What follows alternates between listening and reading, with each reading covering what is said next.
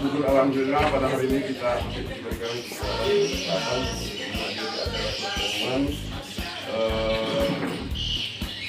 agar keduanya sambutan kepala kelurahan yang ketiga masuk kita ke materi konkret pertanyaan penghitungan dan tanda tangan penghitungan ada tanda tangan penghitungan kepada apakah itu nanti yang belum punya para nanti masing-masing atau komitmen bahwa saya siap nanti pada beberapa hari ini atau beberapa bulan ini saya siap masyarakat semua yang ada di Makilat ini nanti kemudian dilakukan sama adik kita ini.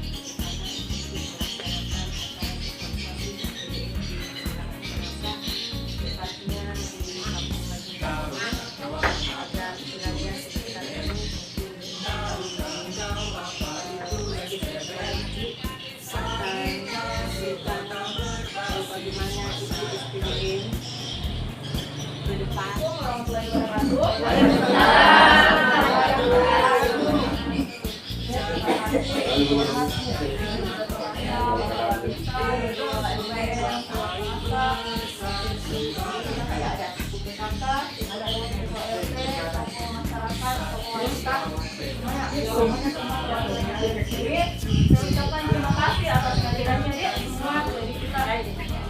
Di sini kami hanya hadir sebagai fasilitator. Puskesmas itu kalau ada yang hadir begini kita sebagai fasilitator mengajak masyarakat bagaimana kita bersilaturahmi bersih dan sehat untuk meningkatkan derajat kesehatan. Jadi namanya kali ini adalah penunjukan SPDM. Jadi SPDM itu adalah sebuah singkatan. Jadi SPDM itu kepanjangannya adalah sanitasi total bersih. Kalau kita berbicara tentang sanitasi artinya kita berbicara tentang kebersihan lingkungan. Ada yang bisa sebut itu apa contohnya menjaga kebersihan lingkungan? Apa? Ada?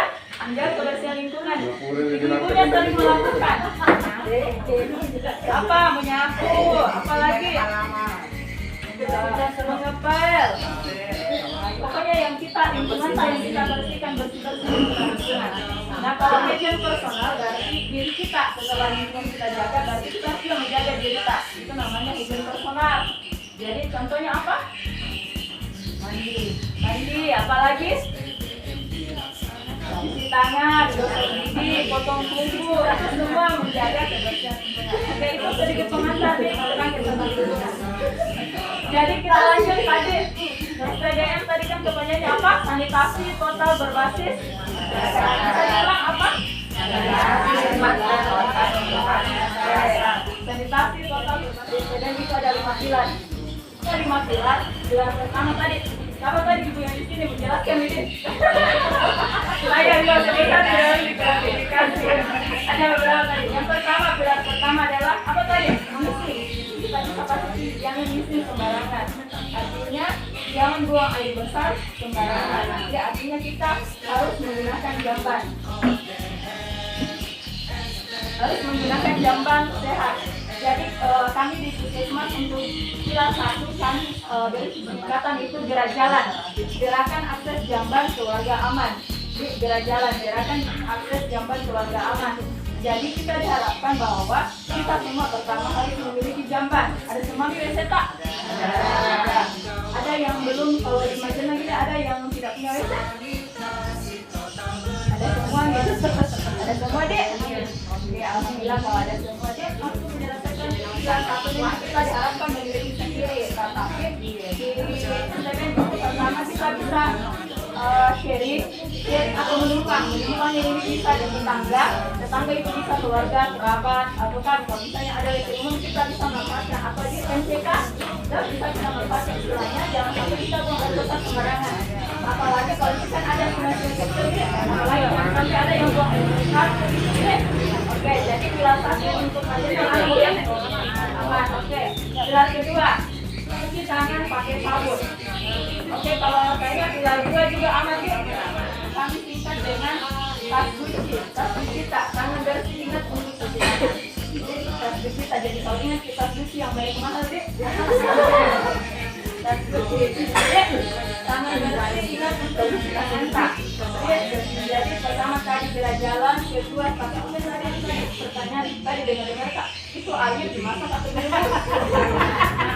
Sebenarnya air itu dimasak, tapi istilahnya ketika kita menyebut air itu dikelola, itu direbus ya. Oke, jadi untuk pilar ketiga, jadi pilar ketiga itu kami singkat dengan gemar masak. Jadi ada 3 aspek sebetulnya yang pertama makanan tak, minuman tak, dan peralatan makan. Jadi kami singkat saja di gemar masak. Gerakan untuk menyebut dan makan makanan yang mengkonsumsi makanan sehat keluarga. Jadi pasti kami pilar ketiga menurut saya pasti kita ibu-ibunya yang berperan penting. Dan pasti kita tidak mungkin mengkonsumsi makanan yang basi, tidak mungkin, apalagi kalau misalnya makanan yang berulang dimasak. Misalnya biasa kita masak pasti secukupnya untuk air itu kan, jadi tidak mungkin. Jadi untuk penyelesaian pilar ketiga ini kita bahas yang pertama peralatan masak dan makan. Jadi kalau peralatan masak dan makan biasanya setelah kita tiriskan dulu. Setelah kita tiriskan sudah kering baru kita simpan di lemari yang tertutup. Tapi mungkin kalau kita kondisinya di rumah biasa peralatan masak ini jadi biasa rasanya terbuka. Jadi yang penting pertama jangan sampai ada yang pasti atau manjat itu kan kita tidak tahu itu kucing dari mana sih, itu kita jaga kucing dari mana. Jadi kalau misalnya memang misalnya kita yang jalan baru kebetulan dapur tak jalan ke belakang kita butuh yang kayu jangan sampai kita kemudian yang kedua itu makanan tak. Makanan pertama jangan sampai bisa mengolah makanan yang basi, mengolah makanan ulang jadi dipanaskan supaya jadi kita mengolah. Kemudian yang kedua yaitu ibunya baru berikan kalau misalnya makanan mana sih yang boleh dipanaskan dan tidak boleh dipanaskan. Contohnya kayak yang asam-asam kita lama gitu biasanya kita terbawa makanan itu tidak baik, biasanya rasanya cekik. Kalau sayur asam ini memang baru kita panas biasanya kalau sayur asam atau tadi karena basi. Jadi kalau misalnya masak sayur asam sebenarnya kita upayakan sedikit saja yang terlebihnya untuk cukup untuk satu keluarga. Kemudian kalau misalnya memang ada jadi upayakan ada simpannya atau yang makan untuk menyimpan makanan itu. Pasti yang peralatan masak dan makan jangan sampai ada lalat, kecoa, cicak, hingga di makanan kita atau kucing yang walaupun misalnya dipelihara di kucing tapi kan dia kan tidak kemana-mana kita tidak tahu dia pergi di jalan-jalan juga di luar habis menginjak apa begitu deh. Jadi pilar 1, 2, 3 aman sih kalau majenak. Oke, pilar keempat adalah sampah.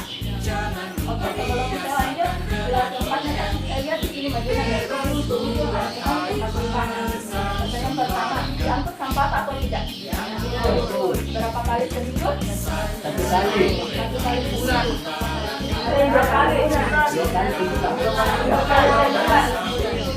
Oke, dengan waktu yang dimana apa benar untuk sampahnya tetap di situ ataukah kalau misalnya tetap saja dia daripada banyak ada sampah dari dibakar. Oke, sampah dari dibakar. Jadi untuk penyelesaian pilar keempat itu pertama harus tersedia dengan tempat sampah.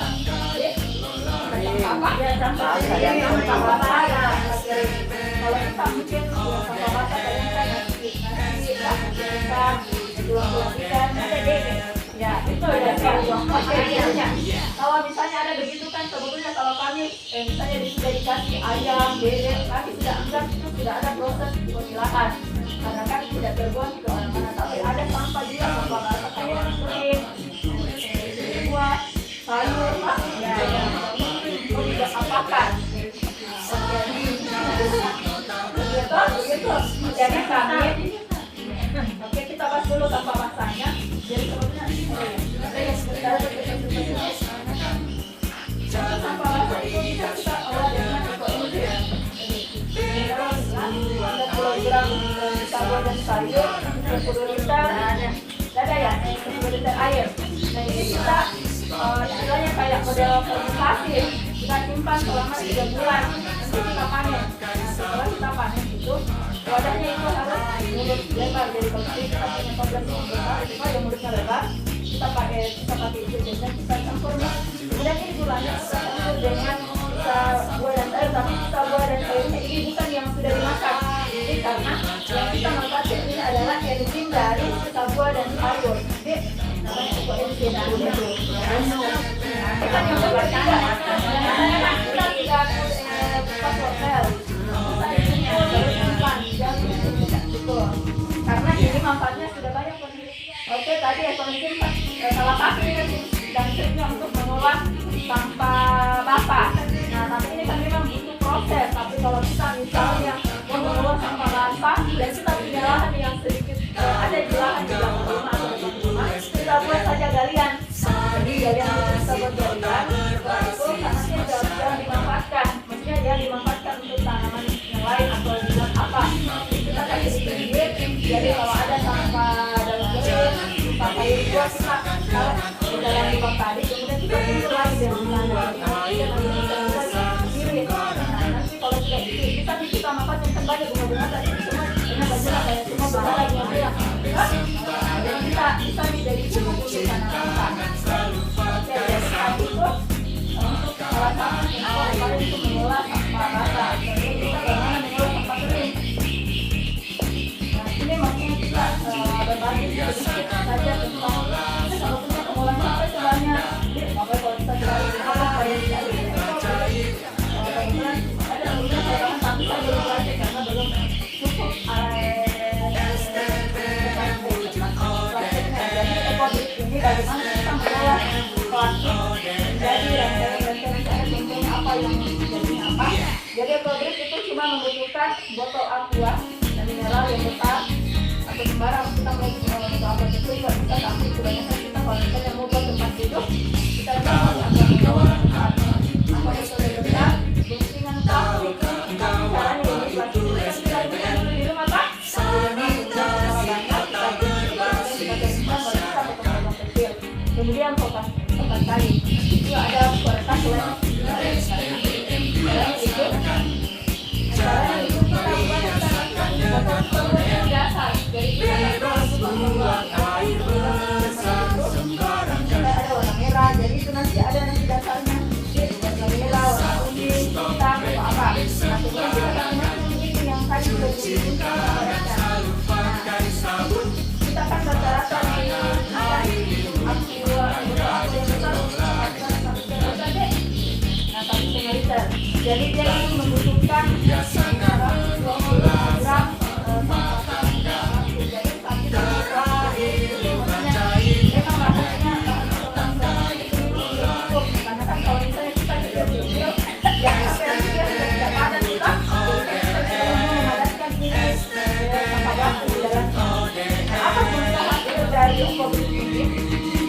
contohnya biasa itu kalau kita perkakas kita buat halaman pakai botol Pak, ekobrik juga bisa. Jadi kita sudah memanfaatkan kembali. Ini ada yang buat rumah-rumah, ini ada tempat-tempat duduk. Jadi kalau misalnya buat belajar buat adik-adiknya bisa tempat-tempat duduk, atau kalau misalnya ada di depan rumah kan itu belum ada sofa-sofa atau kursi, kita bisa gunakan buat ekobrik. Coba kita buat. Ini ada malah yang bikin rumah-rumah dari ekobrik. Tapi sekarang ekobrik itu dulu awalnya ekobrik itu dari sampah plastik, sekarang sampah limbah dari tapi caranya adalah dulu atau airnya sampai masuk dari virusnya kan. Jadi itu dulu baru kita bersih. Nah, kenapa tadi itu tadi kan jasa kelolaan yang dibuka kemasannya masih disimpan di tempat plastik tadi. Kenapa jangan sampai ada serpong dari plastik atau apa? Itu kan pasti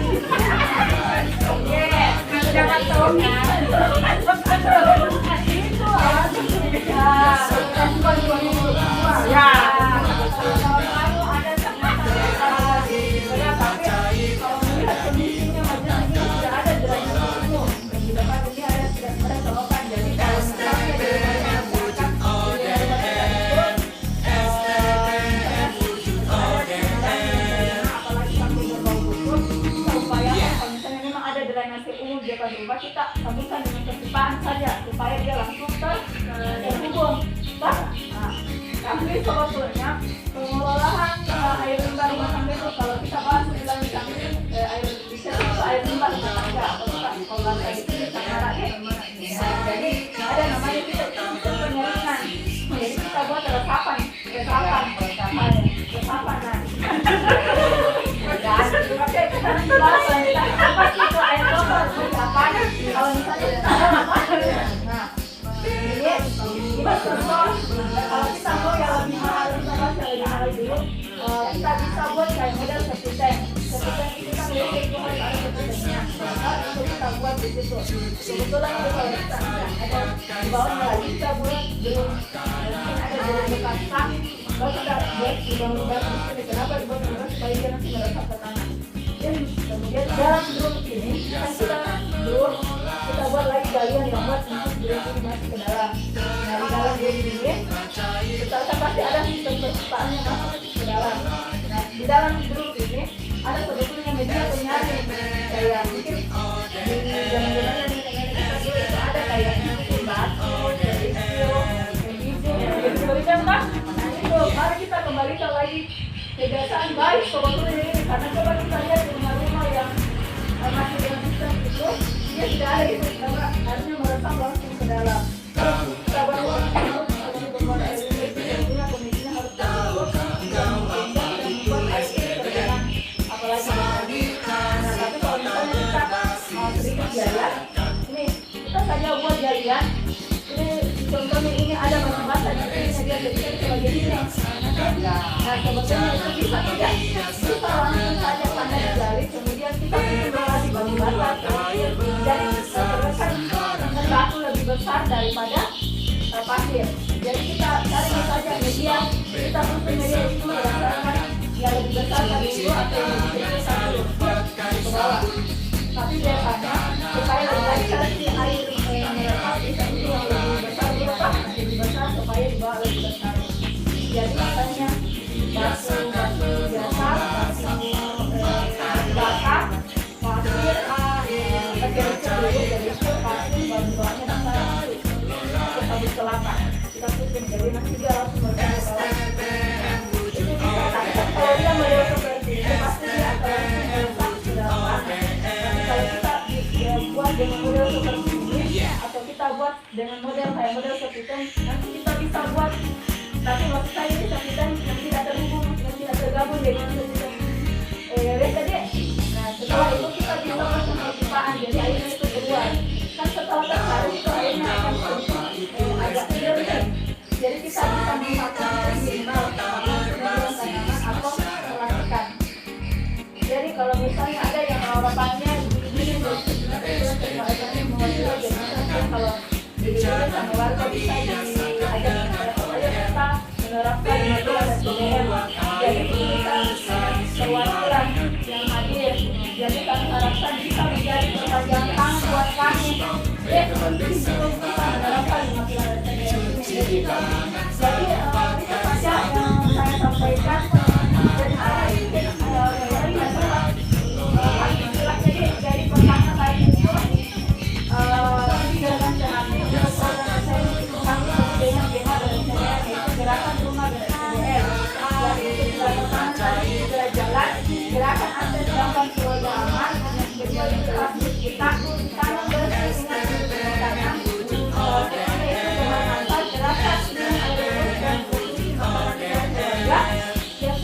itu pasti hasil dia sampah di rumah tangga kita.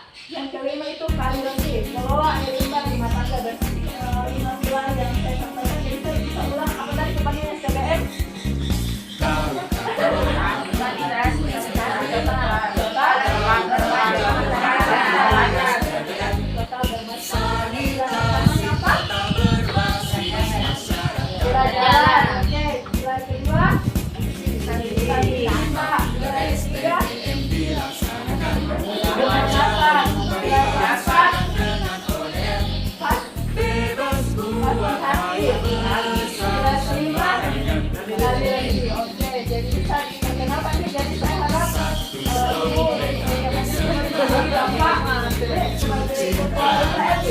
Kalau di sama warga, dia ada tadi programnya saya harap hanya sekedar pemicuan. Jadi kami harapkan memang ada aksi dari masyarakat untuk kalau misalnya tadi saya akan kita kembali lagi ke programnya. Nah, kalau misalnya kita tidak menyapu pas harus pas kecil ya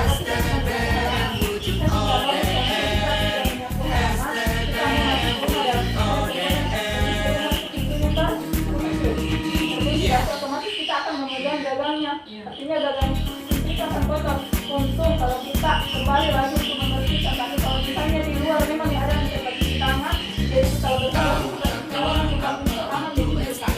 Secara simpelnya kembalikan jadi bisa mencapai tangan atau misalnya ada yang hadir luar biasa, itu diselamatkan kakinya diselamatkan kakinya karena tempat kita yang baik itu adalah yang sedia air yang mengalir dan jangan terbiasa kapan kita harus kapan saja kita mengeluarkan dari pasar apalagi sebelum makan yang paling penting adalah setelah air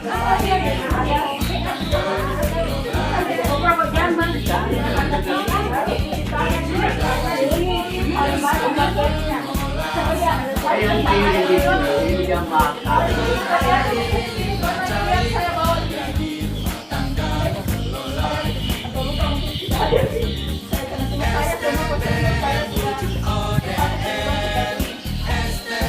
adalah media untuk melakukan pemeriksaan air minum dan air bersih. Jadi ini adalah media untuk melihat ada tidaknya bakteri di air minum kita.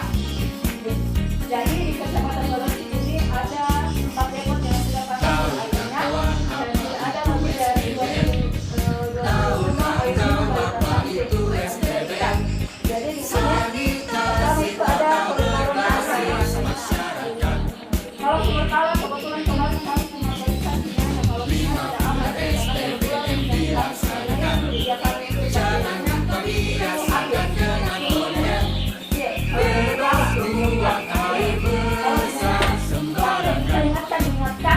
kalau masih ada yang pakai pestisida untuk di bawah jangan konsumsi air dari sini jangan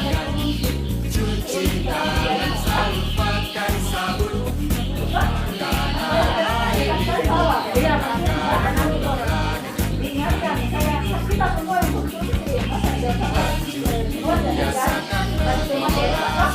dan dan cuma air dari sana. Ini adalah pertama adalah poli-poli ada jelas lihat bedanya ada bintik-bintiknya di sini.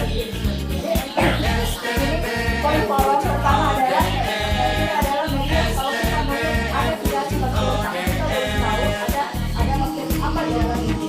Jadi pertama ini tidak ada artinya memang tidak ada bakteri. Kemudian kedua ini ada bakterinya ini banyak sekali. Kita ada bakterinya tapi kita belum tahu jenis bakteri apa. Nah yang di bawah ini ada bakteri coli, kita sudah tahu jenis bakterinya. Nah ini di bawah pasal di sampel pasal saya ambil.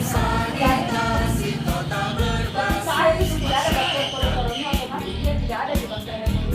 Dan ini sebagai indikator ada tidak bakterinya. Kita belum tahu bakteri apa. Nah kalau di sini ada bakteri coli, colinya adalah ketika air minum atau air bersih. Ketika dia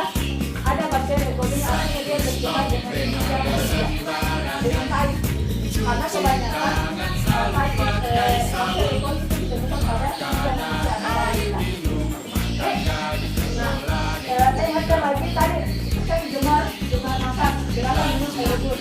Jadi memang kami melakukan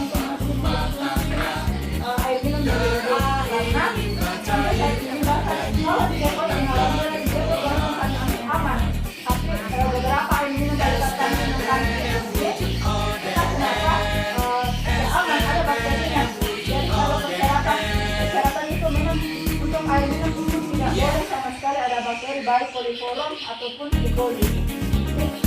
Boleh, kebetulan itu ada kesulitan, jadi kami masih minta untuk gerakan minum air rebus. Jadi sebetulnya kan kita harus mengolah air minum itu di depo ada namanya reversi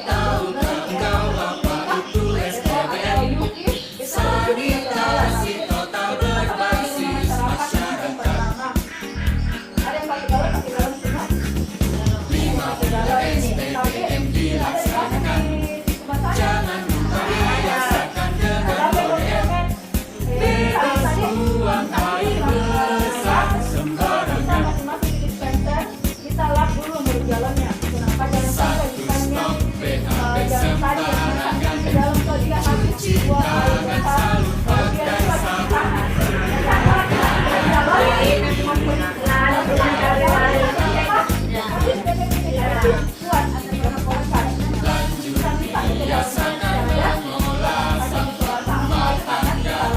karena kan kalau bakteri itu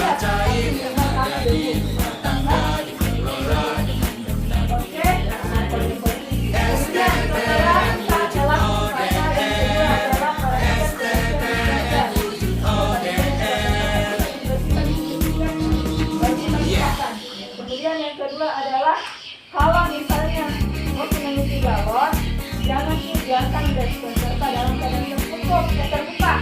Tutup dulu misalnya dengan piring yang bersih, jangan sampai misalnya dibuka masuk apalagi kalau bakteri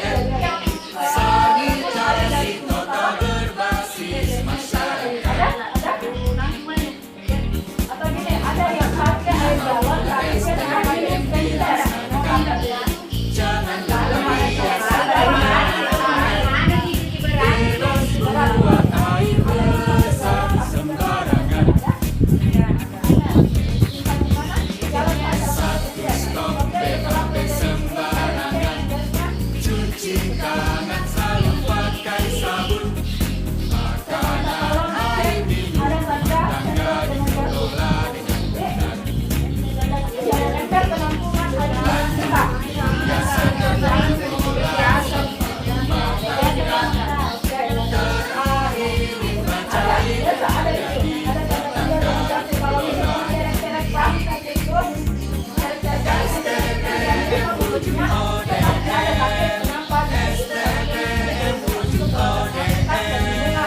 Itu kodenya, karena biasanya kalau kita gunakan plastik yang biasa itu biasanya air mineral itu ada kayak bobokan.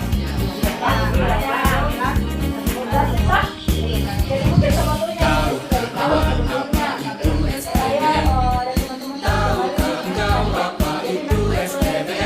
kalau bisa sanitasi total berbasis masyarakat. Itu biasanya ada kan memang ada yang tahu sih aku gede. 5 SDBM dilaksanakan. Jangan lupa biasakan bebas buang air besar sembarangan. Satu stop BAB sembarangan. Cuci tangan selalu pakai sabun. Makanan, air minum, rumah tangga dikelola dengan benar. Lanjut biasakan mengolah sampah rumah tangga. Terakhir limbah cair ada di tangga dikelola. Jadi cara pengolahan kalau misalnya ada tadi itu adalah STBM wujud ODM. STBM wujud ODM. Terus kita buang sampah barang. Kalau mana nama Iya, itu yang pekerjaan ibu itu. Kalau kan pokoknya anaknya nanti dibuang lah. Jadi datang pilih. Anjing bongkar. ada baiknya. Oh saya karun.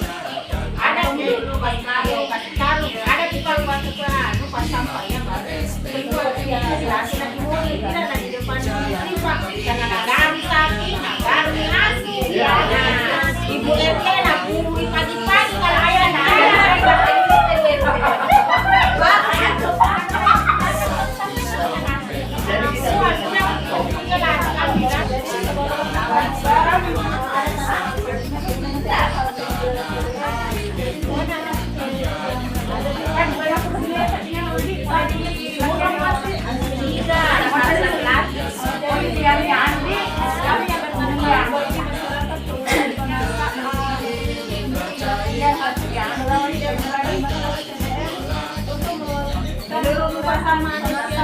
Jadi kita jadi nanti yang kemudian kemudian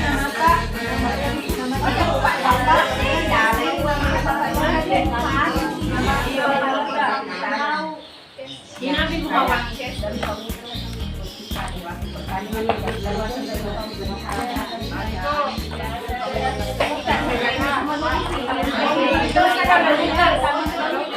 cara isinya ini adalah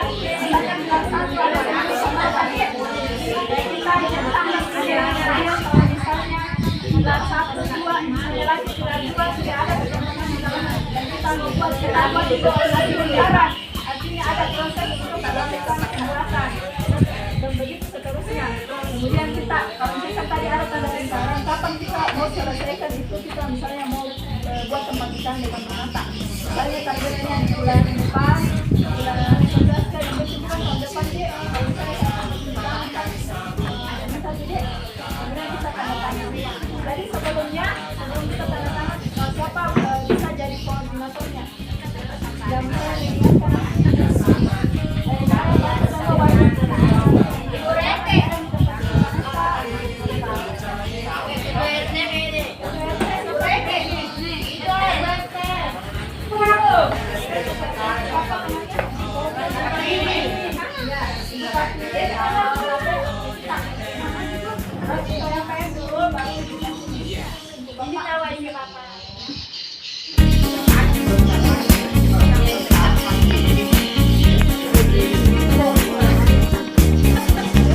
Tahukah kawan apa itu STBM? Tahukah engkau apa itu STBM? Sanitasi total berbasis masyarakat. 5 pilar STBM dilaksanakan. Jangan lupa biasakan dengan benar. Bebas membuang air besar sembarangan. Satu stop BAB sembarangan. Cuci tangan selalu pakai sabun. Makanan, air minum, tangga dikelola. Lanjut biasakan mengolah sampah rumah tangga. Terakhir limbah cair dari tangga dikelola. STBM wujud ODR. STBM wujud ODR.